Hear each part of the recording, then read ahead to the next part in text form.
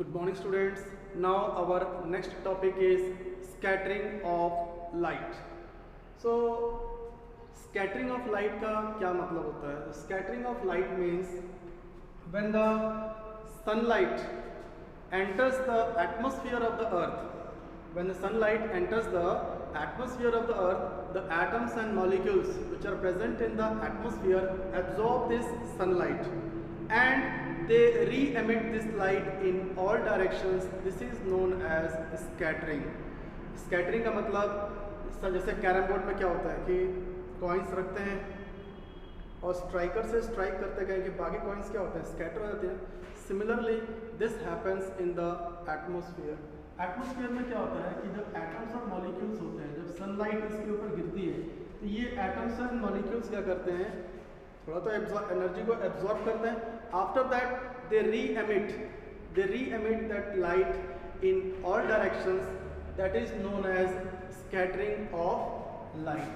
और ये जो एटम्स एंड मॉलिक्यूल्स हैं इनको कहते हैं scatterer and this phenomena is known as scattering of light.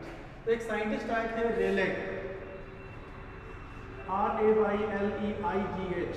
So this scattering is known as Rayleigh's scattering. वैसे स्कैटरिंग दो तीन टाइप की होती है, Rayleigh's scattering, Raman scattering, Compton scattering.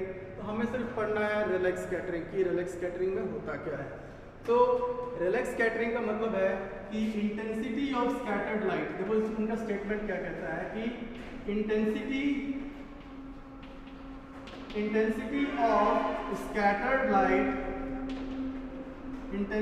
of scattered light is inversely proportional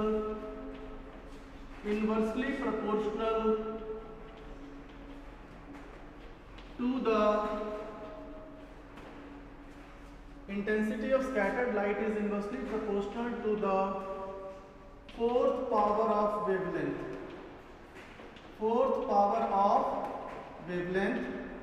इसके साथ में clause भी जुड़ा हुआ था कि when the size of the particle is very small,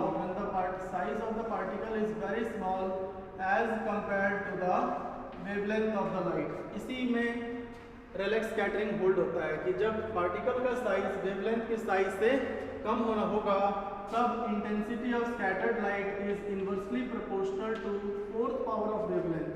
लेकिन अगर पार्टिकल का साइज बड़ा होगा तब क्या होगा, तब सारे कलर्स इक्वली स्कैटर होंगे. ठीक है. इसमें क्या क्वेश्चन आते हैं कि why the danger signals are red in colour. Danger signal लाल रंग के क्यों बनाए जाते हैं. As you know very well that wavelength of red colour is more than wavelength of the violet colour. Wavelength of the red colour is more than wavelength of the violet colour. अब red का wavelength ज्यादा है तो according to this law अगर wavelength ज्यादा है तो ये क्या होगा, कम स्कैटर होगा. यानी कम फैलेगा. तो जब कम फैलेगा यानी ऑलमोस्ट सीधा जाएगा. So that is why the danger signals are red in color because they are least scattered. Okay. Question number 2. Why the sky appears blue? अब sky appears blue. देखो जी वायलेट, अब रेड का वेवलेंथ ज्यादा है, violet का कम है. तो violet का वेवलेंथ कम है तो यानी ये स्कैटर क्या हो रहा है, ज्यादा. यानी हमें आसमान दिखाई देना चाहिए violet. But our human eye is more sensitive towards the blue color. That is why the sky appears blue. Now the question number 3. If there is no atmosphere in the sky would appear black. Why? मैंने कहा sky में क्या होता है, atoms में molecules होते हैं. अगर एटमॉस्फेयर ही नहीं होगा, कोई एटम मॉलिक्यूल ही नहीं होगा, कोई स्कैटरर ही नहीं होगा तो कोई स्कैटरिंग नहीं होगी और आसमान कैसा दिखाई देगा, ब्लैक. Question number 4.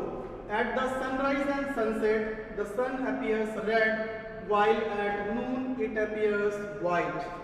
So, सुबह यानी during the dawn and dusk, the sun appears red, while at noon the sun appears white.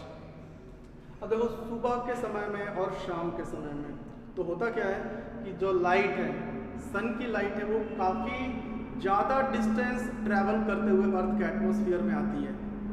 It travels more distance and enters into the atmosphere of the earth.